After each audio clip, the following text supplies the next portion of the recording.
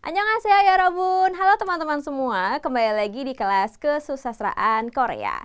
Nah, teman-teman, setelah teman-teman minggu lalu sudah mempelajari apa itu sastra Korea secara umum, maka teman-teman hari ini akan mempelajari periodisasi kesusastraan Korea dari yang paling awal, yaitu periode masa kuno. Nah, sebelum kita masuk ke topik pembahasan pada hari ini, kita harus tahu dulu nih apa aja sih yang hari ini akan kita bahas. Nah, yang pertama, teman-teman akan membahas terkait latar belakang historis. Kenapa? Karena teman-teman kan butuh tahu nih masyarakat saat itu seperti apa. Lalu nanti masuk ke karakter sastra Korea pada masa itu, yaitu masa kuno. Dan yang terakhir adalah saya akan mencontohkan karya-karya sastra pada masa tersebut. Kalau begitu, tidak usah berapa lama lagi, kita akan masuk ke bagian pertama, yaitu latar belakang historis. Nah, teman-teman, kenapa sih kita harus belajar latar belakang historis gitu ya ketika mempelajari periodisasi kesusastraan gitu? Karena teman-teman sudah tahu ya bahwa masyarakat itu sangat mempengaruhi gaya atau karakter sastra pada masa tersebut gitu. Nah, ngomongin tentang zaman purba atau zaman masa kunonya Korea gitu ya, sebenarnya sama ya seperti negara-negara lain seperti Indonesia atau belahan bumi manapun gitu, bahwa kalau kita ngomongin zaman purba pasti kita akan membicarakan terkait manusia purba saat itu. Oke, kalau begitu zaman purba atau Wonshi Shite itu ada apa saja? Ya, yang pertama adalah Gusoki Shite alias zaman Paleolitikum. Mungkin teman-teman udah sering dengar ya, ini apalagi waktu SMA sudah dipelajari. Guseki Shite. Lalu yang kedua ada Shinsoki Shite atau zaman Neolitikum. Dan yang terakhir ada Cheongdonggi Shite atau zaman perunggu. Nah, nanti di ketiga ini termasuk zaman kuno ya di semenanjung Korea dan punya karakter masing-masing gitu ya, masyarakatnya seperti apa. Nah, kita langsung kepoin seperti apa masyarakat di zaman tersebut. Nah, kata para ahli, sebenarnya kehidupan masyarakat gitu ya di semenanjung Korea atau Hanbando itu katanya sudah dimulai 700.000 tahun yang lalu. Jadi sudah lama sekali ya gitu. Dan biasanya mereka itu pekerjaannya atau profesinya tuh berburu. Jadi kalau zaman Paleolitikum ya, yang pertama itu mereka tuh karena masih nomaden, mereka kan komunal gitu ya. Jadi kelompok-kelompok kecil, karena masih nomaden maka mereka mencari makannya dengan berburu binatang. Lalu ketika masuk zaman Neolitikum, akhirnya mereka sudah mulai menetap nih. Jadi profesinya beralih menjadi pertanian. Jadi mereka bertani seperti itu. Nah, karena mereka itu kegiatannya berkaitan dengan alam, maka mulai muncul juga nih kepercayaan. Kepercayaannya apa? Ada animisme dan totemisme. Animisme tuh jadi percaya bahwa benda-benda gitu ya atau yang hidup juga itu mempunyai ruh gitu. Jadi mereka akhirnya menyembah hal tersebut gitu. Misalkan kalau terkait alam nih, misalkan gunung atau langit, mereka menganggap bahwa gunung, langit itu mempunyai ruhnya. Jadi mereka ketika memohon sesuatu bisa ke benda alam seperti itu atau juga bisa ke hewan. Seperti misalkan horangi atau macan. Dan totemisme juga sama, kalau totem tuh misalkan hewan apa dijadikan totemnya, jadikan patungnya gitu dan mereka sembah. Seperti itu. Ya, kalau tadi kita masuk ke Wonshi Shite alias zaman purba, ada Paleolitikum, Neolitikum gitu ya. Nah, sekarang kita masuk ke Gode Shite. Gode itu maksudnya berarti kerajaan-kerajaan masa kunonya Korea. Dan sebenarnya kalau masa Gode Shite itu masuknya ke zaman perunggu ya, tadi kita sudah bahas di depan. Nah, ketika masyarakat gitu ya teman-teman sudah menetap, terus mereka akan berkembang, kepercayaannya juga berkembang, nah akhirnya mereka membentuk kerajaan. Ada kerajaan apa aja?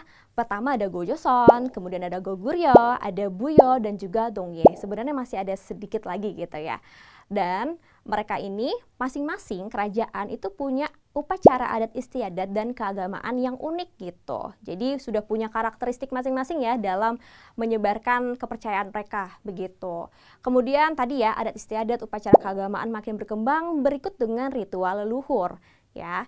Nah, teman-teman sudah tahu ya tadi bahwa ketika sudah menetap mereka kan paling penting adalah pertanian gitu. Nah, kenapa ritual leluhur itu makin berkembang? Karena mereka itu ketika meminta hasil panen tuh berdoa gitu ya dengan ritual leluhur gitu agar hasil panennya selalu baik.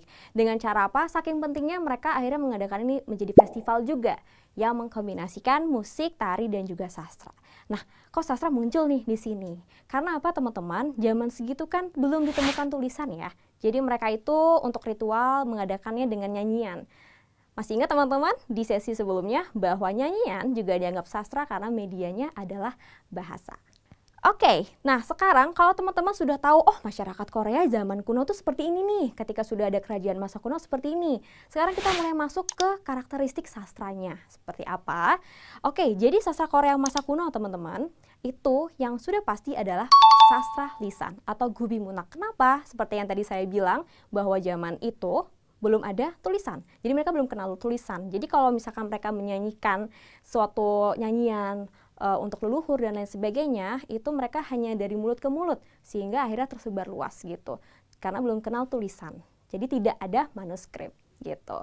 Dan yang paling representatif dari masa kuno ya, sastranya adalah muncul mitos-mitos. Mitos-mitosnya itu terkait alam. Tadi kita sudah tahu ya bahwa masyarakat di zaman itu, mereka itu berkaitan semua kegiatannya dengan alam gitu ya, dari mulai berburu, terus bertani gitu ya, dan akhirnya mengadakan ritual juga ke leluhur, jadi semua tentang alam gitu. Tapi di zaman ini yang masa kuno alias Wonshishide itu mitosnya masih simple atau sederhana, jadi terkait dengan yang mereka lihat aja terkait alam. Kemudian apalagi nih teman-teman, muncul juga nodongyo.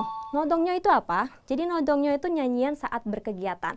Maksudnya misalkan nih mereka lagi bercocok tanam, lagi panen gitu. Biasanya mereka juga akan menyanyikan atau senandung gitu ya sambil berkegiatan. Kita bisa menyebutnya dalam bahasa Korea nodongyo. Oke, dan ada juga jusuljokdore atau nyanyian bersifat goib, mistis atau mantra gitu ya. Ini bisa dipakai untuk ritual-ritual keagamaan.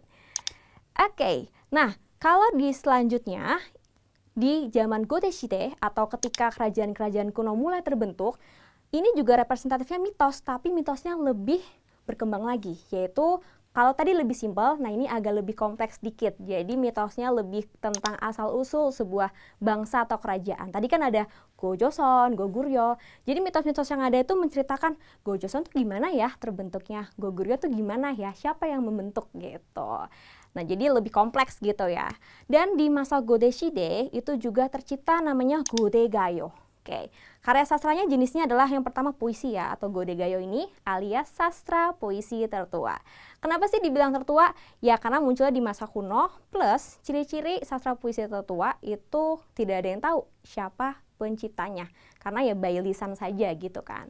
Nah contohnya ada apa saja?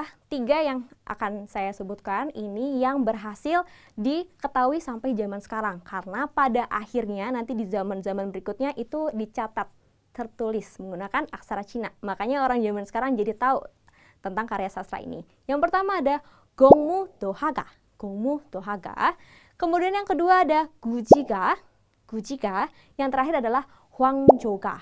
Hwangjoga. Nah, ketiga ini itu sampai sekarang masih bisa didengar karyanya begitu. Oke, terus teman-teman untuk karakteristik puisi di zaman ini itu selain tadi sastra puisinya juga lisan gitu ya, tidak ada manuskripnya.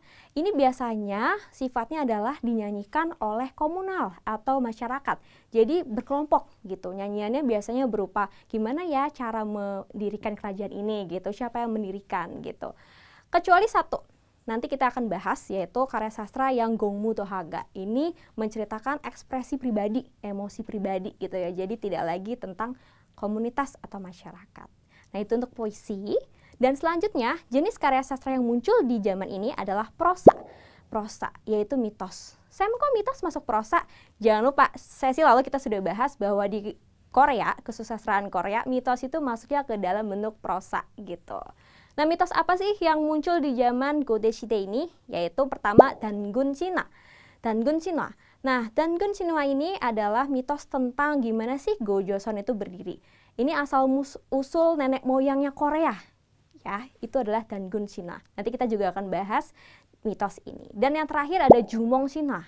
Jumong Shinwa ini asal usul terbentuknya kerajaan Goguryeo. Nah, tadi teman-teman sudah mempelajari gimana sih masyarakat saat masa kuno di Korea, seperti apa gitu ya masyarakatnya. Kemudian teman-teman sudah mempelajari ciri-ciri atau karakteristik atau gaya sastra Korea di zaman masa kuno ini. Nah, selanjutnya teman-teman akan melihat contoh-contoh karya sastranya di video berikutnya.